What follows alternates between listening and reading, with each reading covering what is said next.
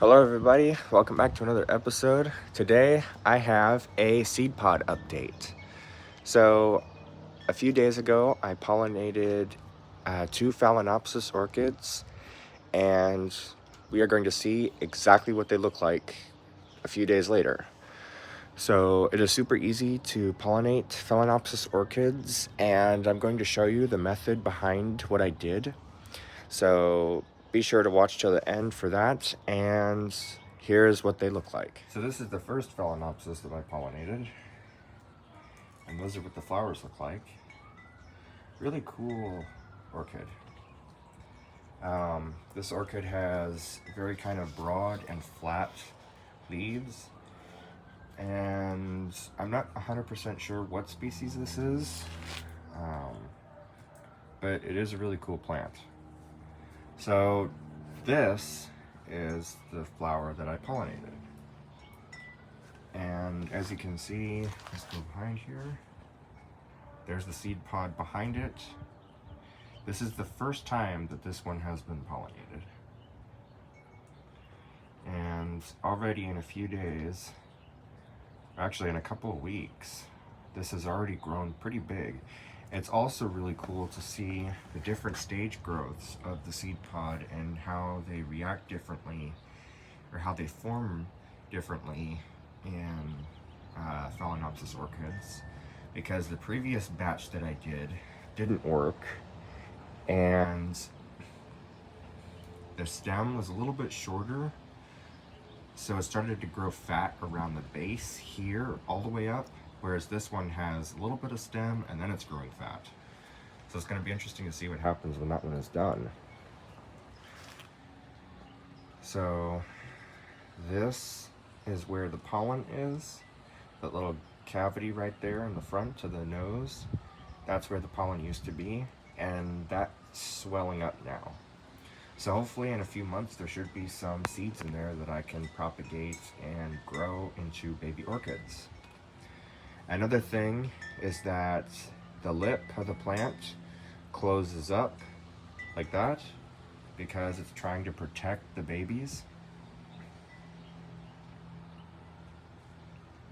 that are being born or growing in here.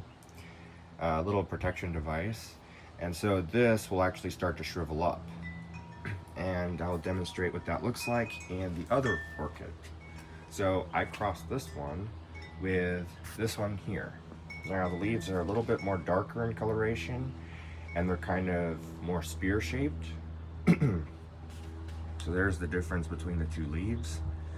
That's going to be really cool to see if the offspring of these two will have either this kind of leaf, or a combination of the two. So we'll see about that. But here is the orchid that I pollinated. So a really cool one, kind of magenta lips and kind of a pinkish hue and a white background. I thought this was a really cool orchid. So this is the seed pod of this orchid that's growing. See, this one is already shriveled up. Now I'm guessing that because orchids have different pollination rates and Phalaenopsis can have different pollination rates, this one is not developing as fast as this one. So that one has already grown quite significantly, but this one is still staying quite small. But the flower has shriveled up more than this one. So it's going to be really interesting to see how this progresses. But there it is.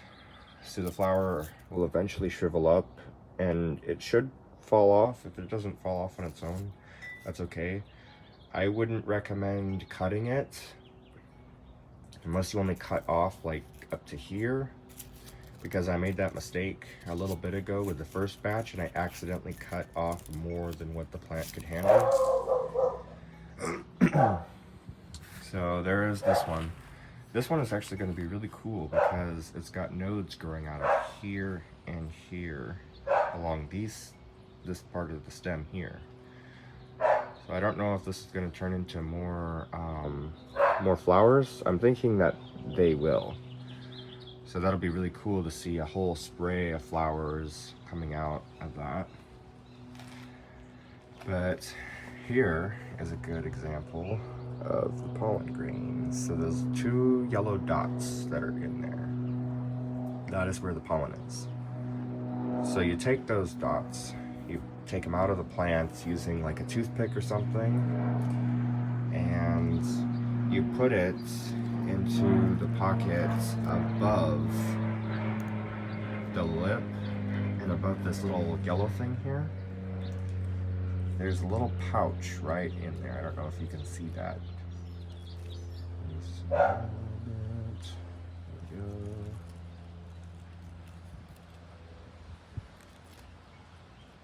That pouch is where you put this pollen grains. And so once it gets in there, it'll take a few days, but that'll close up. This will start to fold up, and the leaf and the flower petals will start to close inward, exactly like this. So there's nothing really to it. That's all there is. And a few days later, you'll have a seed pod start to grow.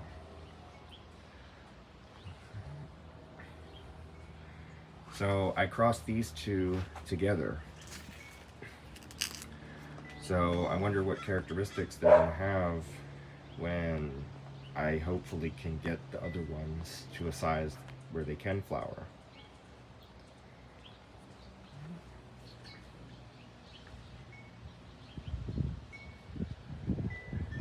I have most, I would say, of the equipment to be able to do trials for the agar solution that you need to put in here, that the seeds need to be in. But I'll go into more depth, into more detail about that in another video when I actually start to do that. So if you have any tips and tricks and kind of methods that you've used, please let me know in the comments below. That would be very helpful. I don't have a lab, like an official lab. I have my bathroom, and so those are the limitations that I need to work with. So there we go. That's going to be it for this video, you guys, and I will see you next time.